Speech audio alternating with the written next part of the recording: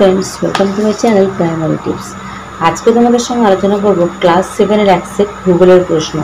एर आगे जरा भिडियोगुलो मिस करे गेछो क्लास 7 बांगला और इतिहास प्रश्न देওয়া আছে, যারা এখনো দেখোনি ডেসক্রিপশন বক্স থেকে লিংকগুলো চেক করে নেবে এবং ভিডিওটি ভালো লাগলে এবং সাপোর্টিভ হলে অবশ্যই তোমরা চ্যানেলটাকে সাবস্ক্রাইব করে পাশে থেকো। চলো তাহলে শুরু করা যাক। কি বলছে দেখো, সঠিক উত্তর নির্বাচন করে লেখো। শিলাস্তরে ভাঁজ পড়ে যে পর্বত গঠিত হয় তার নাম কি? স্তূপ পর্বত, ভঙ্গিল পর্বত নাকি সন্তর্জাত পর্বত? পর্বত শ্রেণীর বিভিন্ন দিক থেকে এক জায়গায় এসে মিশতে তাকে কি বলা হয়? পর্বত শৃঙ্গ বলা হয়, পর্বত গ্রন্থি নাকি পর্বত উপত্যকা? গ্রিক অক্ষর ডেল্টার মতো দেখতে হলে কোন হ্রদ হবে এটা? অশ্বক্ষ আকৃতির হ্রদ, বদ্বীপ না মিয়েন্ডার? সবাই জানি আমরা কি এটা। ভূপৃষ্ঠস্থ ভেঙে যাওয়া শিলাচূর্ণের স্তরকে কি বলা হয়? পলল স্তর, রেগলিথ না ম্যাগমা?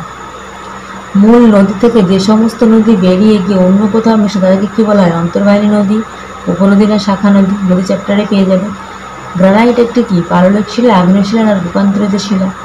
সুদানের নীল নদীর উপর কি হয়? সেনার উচ্চ আসোয়ান না নাগহামাদি বাঁধ বিখ্যাত?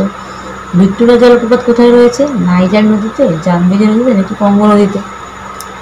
নীল নদীর তীরে গড়ে ওঠা একটি বিখ্যাত শহরের নাম? কায়রো, নাইজার না বান্ডাকা? আফ্রিকার সর্বোচ্চ পর্বতশৃঙ্গ কি? মাউন্ট তোবাকাল, মাউন্ট কিলিমাঞ্জারো না মাউন্ট ড্রাকেনসবার্গ? এবার তাকে শূন্যস্থান পূরণ দিয়েছে। ভারতের ড্যাশ হলো একটি লাভা গঠিত মালভূমির উদাহরণ। ড্যাশ মাটিতে ফসল চাষ বেশ ভালো হয়। বাঁকুড়ার গন্ধেশ্বরী হলো ড্যাশ নদীর উদাহরণ। গিনি উপকূল অঞ্চলে খামসিনকে কি বলা হয়? আফ্রিকার ড্যাশ নদী তেলের নদী নামে পরিচিত। উচ্চ প্রবাহের নদীর প্রধান কাজ কি? তাহলে এটা করবে ভারতের ড্যাশ হলো একটি লাভা গঠিত মালভূমির উদাহরণ। ড্যাশ মাটিতে ফসল চাষ ভালো হয়। বাঁকুড়ার গন্ধেশ্বরী হলো ড্যাশ নদীর উদাহরণ। গিনি উপকূল অঞ্চলে খামসিনকে কি বলা হয়? তাহলে আফ্রিকার ড্যাশ নদী তেলের নদী নামে পরিচিত। উচ্চ প্রবাহ নদীর প্রধান কাজ কি সেটা লিখবে। তারপর বলেছে নিচের প্রশ্নগুলি অতি সংক্ষিপ্ত উত্তর দাও। পৃথিবীর ছাদ কাকে বলে? যে নদীতে সারা বছর জল থাকে তাকে কি বলে? এটা আমরা আগেও পড়েছি। অ্যাটলাস পর্বতমালার সর্বোচ্চ শৃঙ্গ কি? আফ্রিকার শুকনো নদী খাতগুলির নাম কি? তাজমহল কোন শিলা দিয়ে তৈরি? যে শিলার কোনো ক্ষয়ক্ষতি হয় না সেই শিলা, সেটা তোমরা জানো কি শিলা। তারপর নিচের প্রশ্নগুলির উত্তর দাও। কি বলেছে? মানব জীবনে পর্বতের প্রভাব আলোচনা করো। নদীর মধ্য প্রবাহের অশ্বক্ষ আকৃতির হ্রদ ও মিয়েন্ডার কিভাবে সৃষ্টি হয়েছে তার চিত্র সহ বর্ণনা করবে। তোমাদের ছবি এঁকে করতে হবে এবং তার সঙ্গে এটা লিখতে হবে। সাহারা মরুভূমির ভূমিরূপ বর্ণনা করো।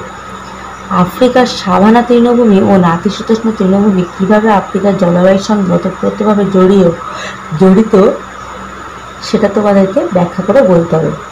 মানে আফ্রিকার তৃণভূমি এবং নাতিশীতোষ্ণ তৃণভূমিটা আফ্রিকার জনজীবনকে কিভাবে প্রভাবিত করে সেটা তোমাদেরকে বলতে হবে। বেশিরভাগ দেখো এখানে নদী এবং শিলা, মাটি এই সমস্ত চ্যাপ্টার থেকে প্রশ্নগুলো তোমাদের আসবে, যেহেতু এটাই তোমাদের সেকেন্ড সামেটিভের সিলেবাস। তো সেইভাবে তোমরা পরীক্ষায় করে যাবে।